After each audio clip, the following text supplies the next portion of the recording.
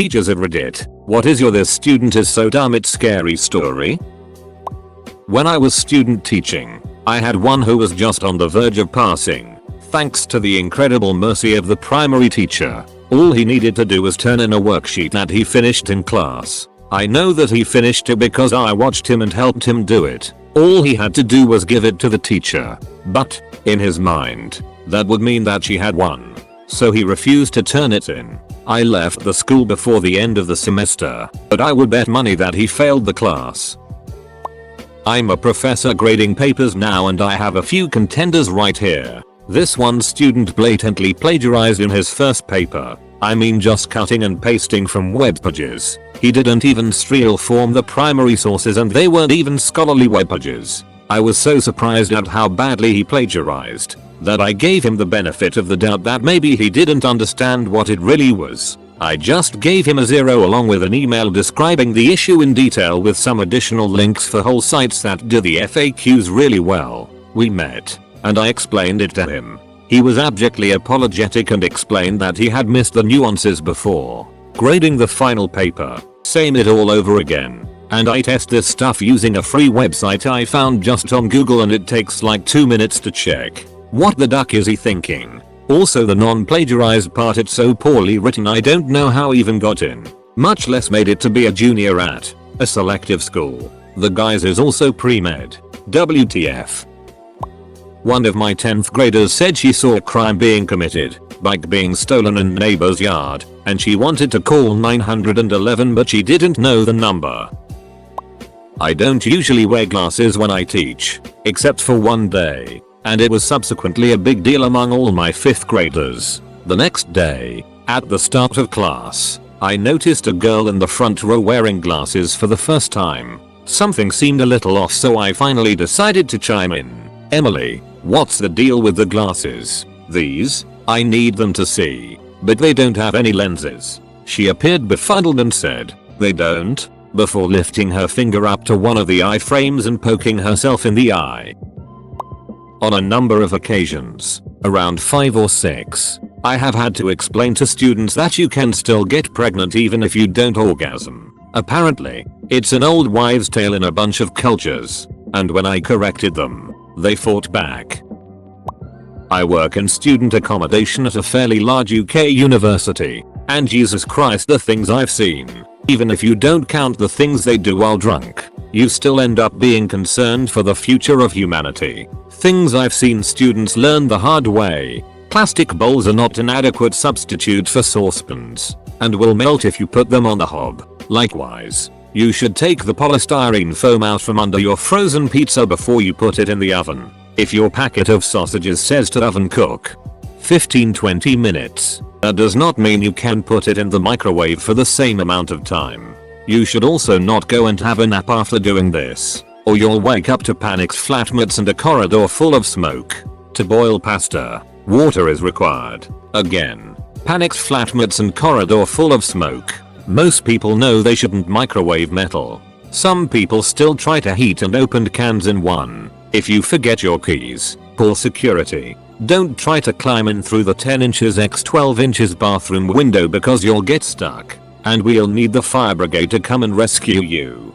Dumping the contents of the kitchen bins over the warden's car is a bad idea at the best of times. It's worse if you are already facing disciplinary action for something else, which was actually quite minor. And the warden already knows who you are.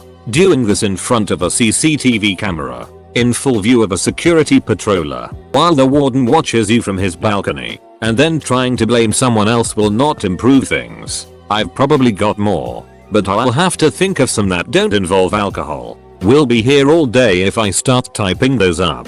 Edit because I've been reminded about something particularly stupid and you lot need to know. The first uni building I worked in had 9 floors, and only 1 lift. We found the lift not working one evening, and went to go find out why. We found it stuck on the 8th floor, doors open, and not going anywhere. Why? 3 dudes had gotten an inflatable jacuzzi in there, filled it with water, and couldn't get it back out again. Apparently, they were so excited to try it out, they couldn't wait to go outside and started filling it in the kitchen. Then their flatmates got annoyed and told them to take it elsewhere. so they just dragged it into the lift to take it downstairs, but continued filling it. Eventually it exceeded the weight limit, and by that point was also too heavy to move, so the dudes just decided to plug it in, turn the bubbles on and sit there enjoying their new lift jacuzzi. We asked why they didn't just drain it, then take it outside. Well, they said, there's a plug hole in the bottom,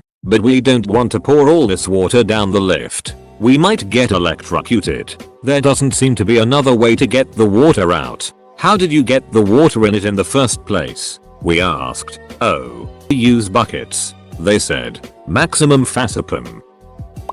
I had a classmate put a thermometer into the middle of a Bunsen burner to see how hot the fire was, as glass and mercury promptly exploded everywhere. I'm pretty sure I saw the teacher's soul leave her body. Never saw her look so horrified or pissed before. Classmates and I were 12. Edit. I'm English. Yes, we still use those thermometers. This happened in like 2011 to 2012. I was a camp counselor who had to teach kids in a supplemental capacity with the director of whatever activity our group might be doing on any given day. I will never forget David, my own Kevin. David came from a religious family. David's father was not religious, but David's mother, who had custody, was born again. His father made the compromise that he can be homeschooled, but has to go to a non-religious camp during the summer. I met his mother on the first day with other parents and she was so happy that I, a good white Catholic boy, would be his counselor. What she didn't know was I was really just a polite atheist that put on an act in front of her so she wouldn't be a pain in the ass like she was to other counselors before coming into my group, 7th 8th grade ages, and let her kid have some fun. David was dumb. I blame the mother, but here are some gems. David thought goats were cows and tried to milk a male goat. Goats kicked David. David believes that dinosaurs are not real. Like, they never existed. Not that humans walked alongside them, but like dinosaurs were never a thing. Kids made fun of him and he punched the paleontologist guest. Said God wanted him to do it when we called his mom. David ate rubber cement because he liked how it made him feel when he smelled the bottle and thought eating it would make him feel the same way but faster. David tried to escape camp in one of the foot pedal boats that were on the secluded lake, but gave up after he didn't know which way would get him to his house. David knows how to swim, but chooses to almost drown holding his breath to swim underwater because he doesn't like slapping the water when above it. Also, when doing the above water swim, inhales water accidentally all the time which causes him to cry because it burns.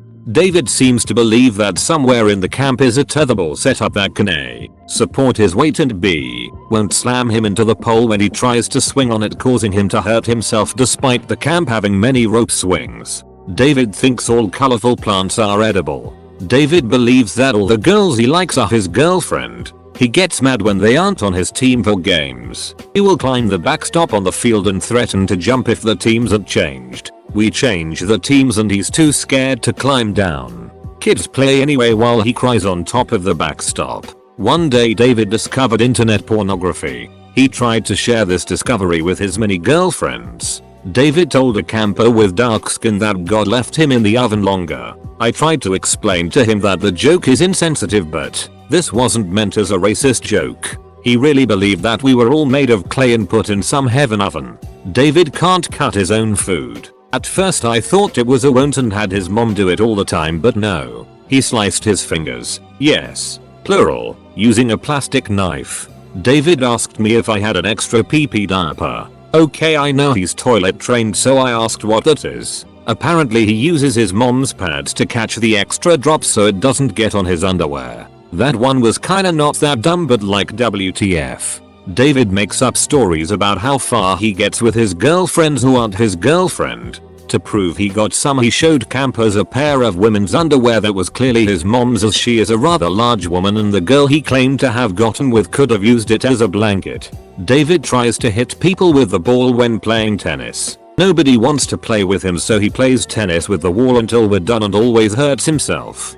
David built a teepee out of decent sized wood, but it collapsed on him when he hit a piece of the wood structure he built trying to make a fire in it by rubbing two sticks like he saw in a movie. Lots of scrapes but nothing broken but his pride. David, as per his mom's instructions, is not allowed to have rubber bands. She made me promise her and acted as serious as someone saying he's not allowed to have a gun. David thinks if he throws a rock high and hard enough, God can catch it. Proof of this is if after throwing it you don't hear or see it land, God caught it. He told me he does it all the time in his backyard. He was dumb but not really mean, just an arsehole most of the time. I truly blame the parents. Kids asked me, "Are you from Detroit or some other city I forget?" I said neither. I moved here from Pennsylvania. One girl gasped and asked, "Do they have slaves there?" Teaching laboratory skills. Asked a student to mix a tube by turning it upside down gently a few times. Immediately turned it upside down without putting the cap on first. Edit. Student was a senior undergraduate, so maybe 21 years old. Not from when I was teaching, but a buddy's classmate. HS class was discussing the number of stars in the galaxy. My buddy jokingly says 20. Kid next to him, notably not the sharpest kid I've known, goes, "Are you stupid? There's gotta be 100 of them. Maybe even 1,000. Serious as can be. Honestly not sure what's dumber, him thinking the guess of 20 was real, or him thinking that 1,000 might be too high." Back when I was teaching high school, I was giving an exam to my first year students and one of them stole the key, to the exam the second year students were taking. He was not subtle about it, either. A whole fake a sneeze. Go get tissue. Pick up a large piece of paper and think your skinny teenage body can conceal it angle. I should have said something. But the fact that I was so fed up with this sorta crap by that point is one of the reasons I quit teaching high school. Anyway, that's not what made it such a dumb decision. What made it dumb was when he bombed the exam. He tried to claim that I purposefully misgraded his exam because I hated him, and even got his mother in on it for a parent conference. Which means his own mother was front and center for me when I pointed out how his answer form was a perfect match for a test he didn't take. Mom was not happy with him, to say the least. Though for the icing on the cake, she did ask that I let him retake the real test, and since she honestly seemed to care a lot more than many of the parents I met, and since I did admittedly feel a little guilty for not trying to prevent it in the first place, not that I admitted to that part, as a compromise we let him come after school to retry at a penalty, and in the end, he freaking aced the test. He was normally a C student or so, and if he'd just done that the first time, the weight of the exam probably would have bumped him up low B. Aesop couldn't have turned it into a better cheaters never prosper fable. I had a little boy, first grade, who always got 14 as his answer to every problem no matter what. On the second day of school I sat down to do 3 plus 2 with him using counters. We set out a pile of 3 and a pile of 2. I told him to count and watched in horror as he pushed the counters into a line and then counted back and forth recounting them until he got to 14. That was the biggest number he knew. He would have just kept going on. Not a student, but a kid in my physics lab today called his group mates sources of error. What's so wrong with genocide? It's just like survival of the fittest. I'm not a teacher but a classmate of a kid who wanted to be a doctor who asked, when 14, if science was necessary to be a doctor or if he could get by with religious studies. I hope he failed. I thought I would be teaching about plate tectonics today. Ended up having to do a lesson on why the earth isn't flat. Not a school teacher, but I've taught swim lessons in the past. I was once teaching the adult learn to swim class and had an incredibly dumb dude, let's call him Rusty, sign up. Rusty was a 100-pound guy with an absolute fear of water. He wouldn't even shower, but he decided that swimming lessons were gonna cure him. It was the first day, when we were just getting accustomed to the water and helping people with a phobia start to get over it. The first few people are puttering around in the shallow end, 1 meter deep, and getting a feel for the water. Some of them were immigrants from someplace very dry and had never been in a pool before, so it was quite the experience for them and things were getting loud. All of a sudden, I hear Rusty give his best bald eagle screech attempt, sprint down the deck, and launch himself into the deep end, 4 meters deep. He immediately starts drowning, no fat, no float, and is going down fast. My assistant, the lifeguard, got him holding onto the rescue tube. and pushed him to the shallow end. Still screaming and flailing, he hauled himself up the stairs and started sprinting for the deep end again and chucked himself back in. I went in after him since my assistant was still in the water and dragged him out again.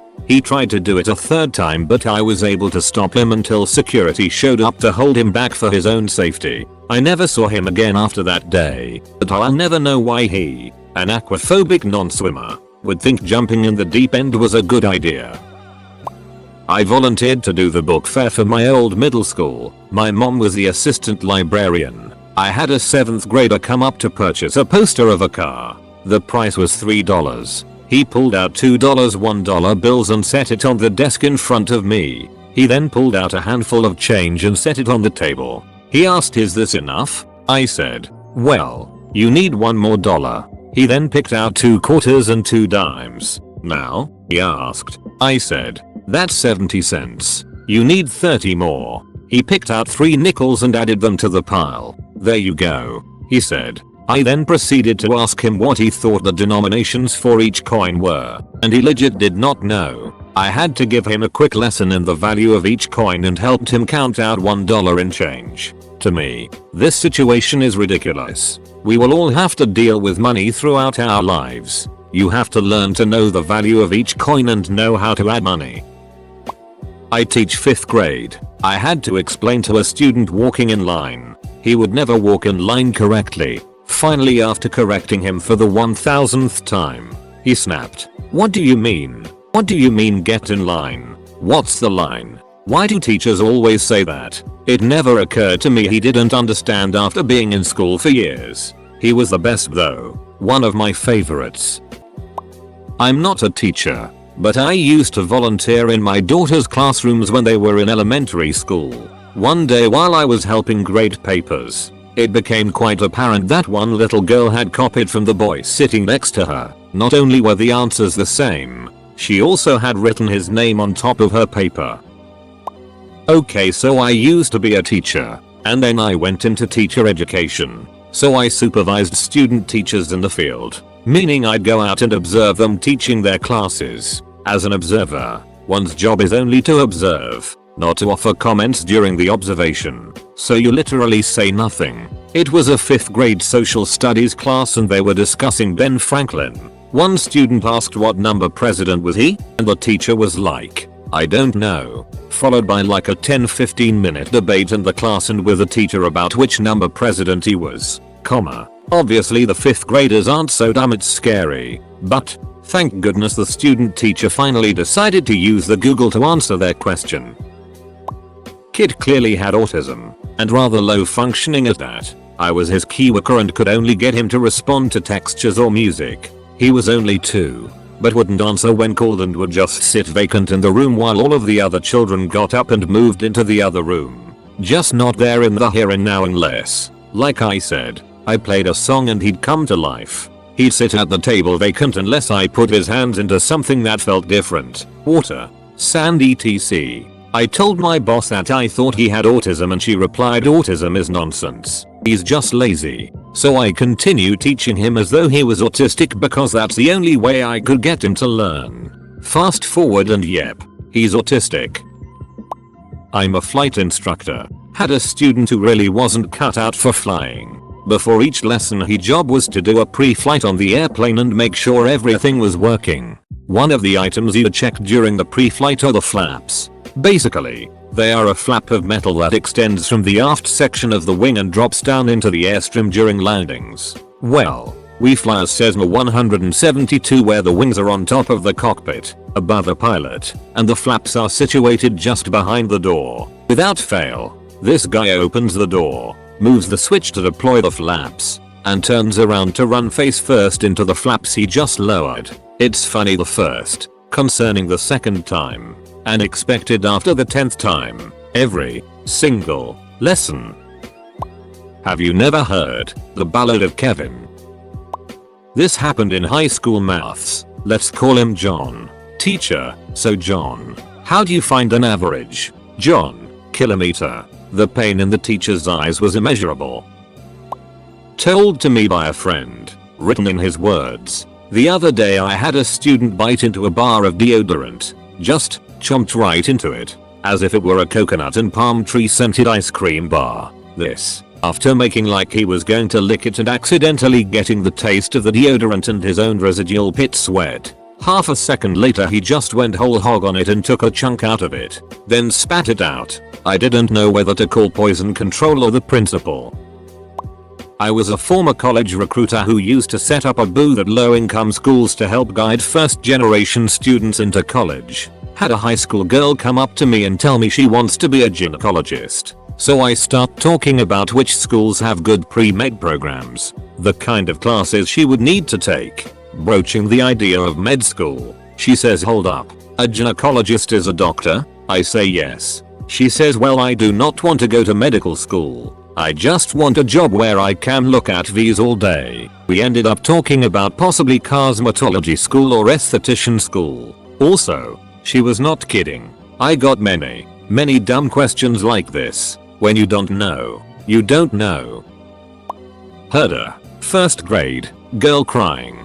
Turned around to see a girl with her shoe off barefoot hiding something in one hand with a pair of scissors in the other. I asked her what the matter was. She told me that she had half of a sock and opened her hand to clearly show a poorly cut up sock. I asked her why she cut her sock up and she said she didn't realize it would cut the sock. Great thinking, kiddo. When I was a professor, I had a student submit a paper she clearly hadn't written. I called her out on it and she complained by email to me and CC'd the dean of the school. Her argument was that it was hers because she had paid her own money to have it written. Not a teacher, but so damn it's scary, makes me always think of the Kevin to end all Kevins.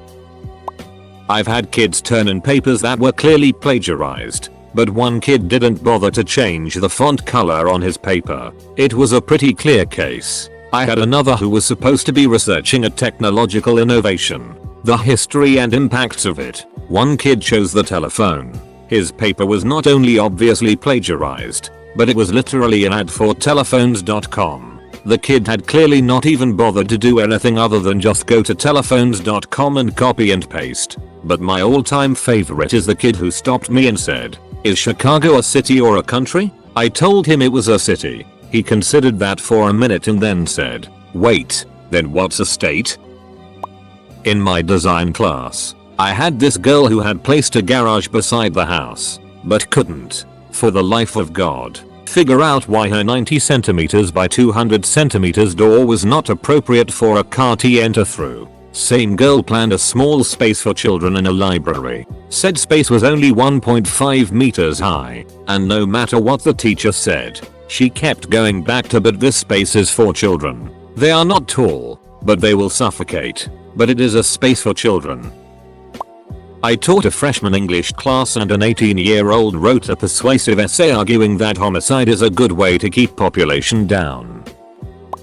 Not a teacher. This one moron currently in my master's program makes me question if I'm actually in a mental institution. How someone like him managed to get into what is generally considered a top-tier program is beyond understanding. From contributing zero to group projects, to bring an active detriment to group effort, it seems like he is trying to be difficult. His final, ready to be submitted portion of one class's big final project had 30 plus spelling errors, including but not limited to revenue, developed, aces instead of acres. This one repeated 6 times. Constraints instead of constraints. Pencils. School. Excel. Height instead of height. It goes on and on. This was just the errors in one project in one class. I happened to have him in all 3 classes and I happened to have him in all 3 group projects. In one group, we collectively sent him 33 emails and text messages with highlights, bullet points,